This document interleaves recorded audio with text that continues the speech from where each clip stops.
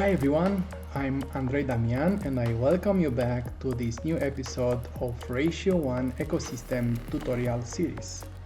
As you can see, we changed the name from Neural Edge Protocol to Ratio1 because Ratio1 is our ecosystem name and the Neural Edge Protocol is the SDK and the underlying technology that Ratio1 is based on.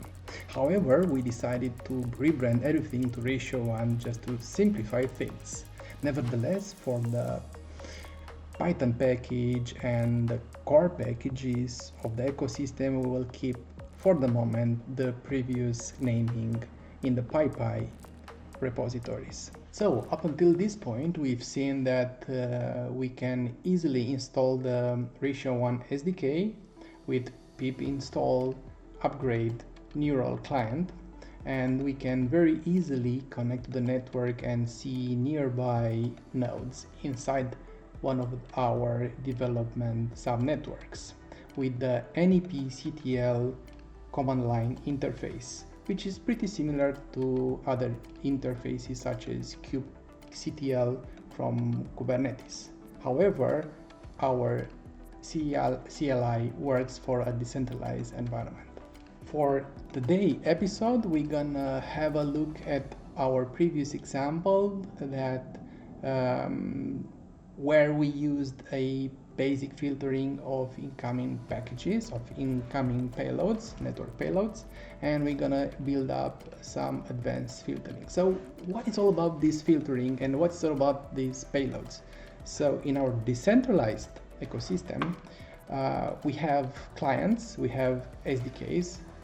By client I mean SDKs locations where the SDK is installed, and we have edge nodes. The edge nodes basically do all the processing, the model training, the model inference, the neurosymbolic logic execution, the data acquisition, all the bits and pieces, all the bells and whistles of complex decentralized applications that have AI embedded.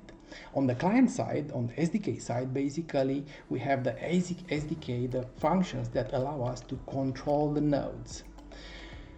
The communication between the nodes and the communication between the clients, the SDK and the nodes, it's done via commands and payloads.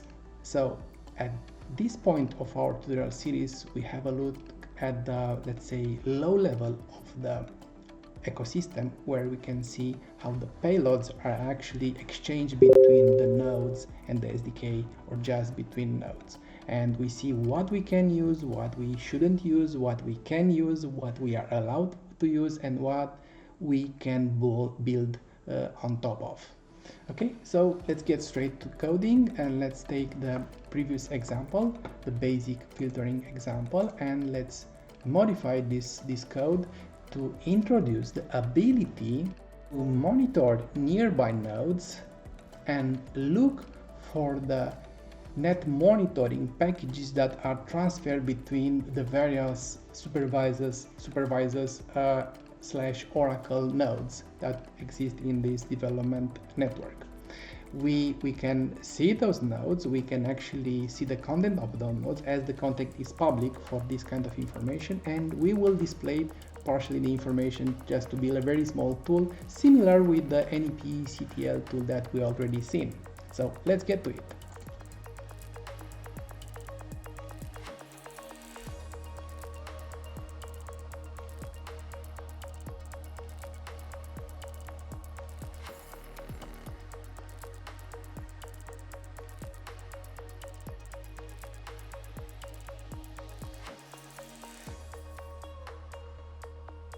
Okay, so let's have a look what happened.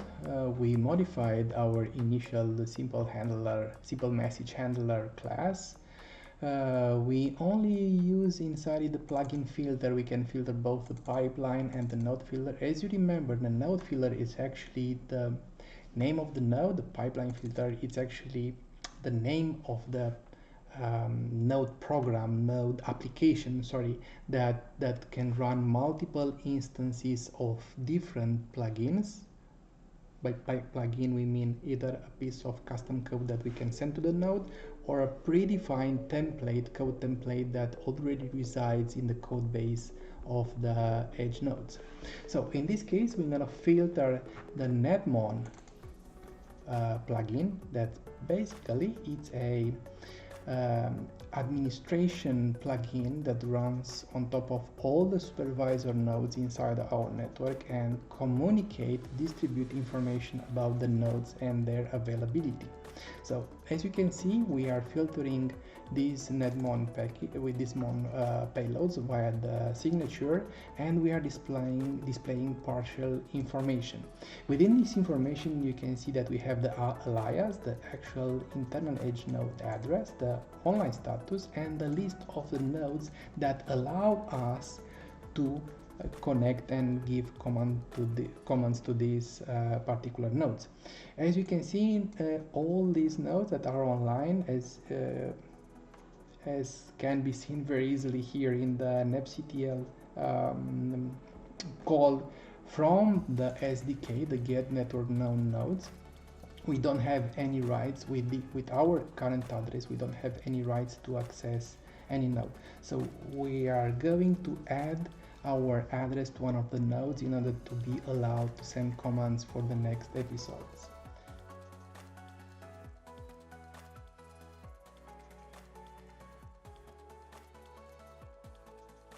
Okay, so based on the last modification, on the last couple of commands that you've seen we run, we basically very quickly added our SDK public key, the SDK address to the node here. So now we are able, and we will be able in the next tutorials to send commands and send processing jobs. So thank you, that's it for now. Thanks, and don't forget to subscribe to our video channel. Take care, stay ahead of the curve, and test your ideas with our Ratio1 SDK. Connect, create, and transform. Goodbye, guys.